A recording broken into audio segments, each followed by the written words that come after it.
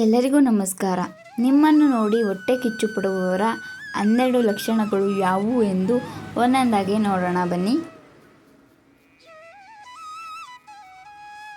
ಮೊದಲನೆಯದು, ಯಾರಾದರೂ ನಿಮ್ಮ ಅವಮಾನವನ್ನು ಮಾಡಿದಾಗ ತಕ್ಷಣವೇ ಅದಕ್ಕೆ ಉತ್ತರವನ್ನು ಕೊಡಬೇಡಿ. ಸುಮ್ಮನೆ ನಿಂತು ಧ್ಯಾನ ಕೊಟ್ಟು ಕೇಳಿ. ಯಾರಾದರೂ ನಮಗೆ ಏನಾದರೂ ಹೇಳಿದಾಗ ಅದಕ್ಕೆ ತಕ್ಷಣವೇ ರಿಯಾಕ್ಟ್ ಮಾಡಬೇಕೆನ್ನುವ ನಿಯಮವಿಲ್ಲ. 2. ನಿಮ್ಮ ಪ್ರತಿಯೊಂದು ಸಫಲತೆಗೂ ಕಾರಣ ಹೇಳುವುದು.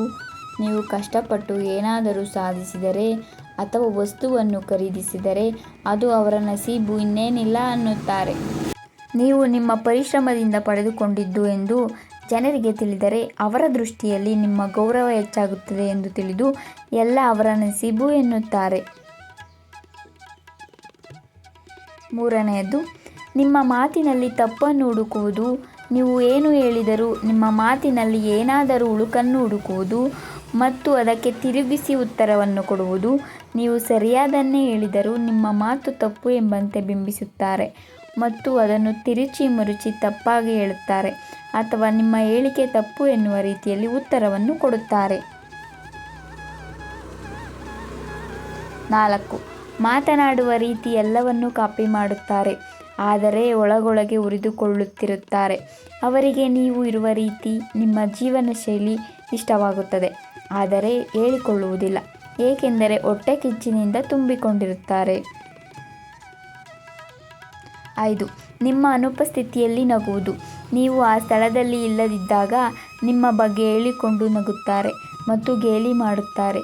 ಜನರ ದೃಷ್ಟಿಯಲ್ಲಿ ನಿಮ್ಮನ್ನು ಬೀಳಿಸಲು ಮತ್ತು ನಿಮಗಿಂತ ಅವರೇ ಮೇಲು ಎಂದು ತೋರಿಸಲು ನಿಮ್ಮ ವಿಷಯವನ್ನು ಹೇಳಿಕೊಂಡು ಗೇಲಿ ಮಾಡುತ್ತಾರೆ.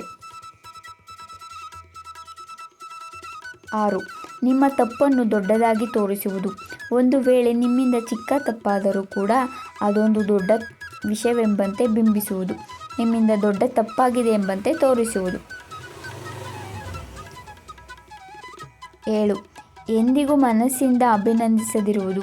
ನಿಮಗೆ ಏನೇ ದೊರಕಿದರೂ ಏನೇ ಒಳ್ಳೆಯದಾದರೂ ಅದಕ್ಕೆ ಅಭಿನಂದಿಸದಿರುವುದು, ಆದರೆ ಹೌದಾ ಸರಿ ಎಂದಷ್ಟೇ ಹೇಳುವುದು.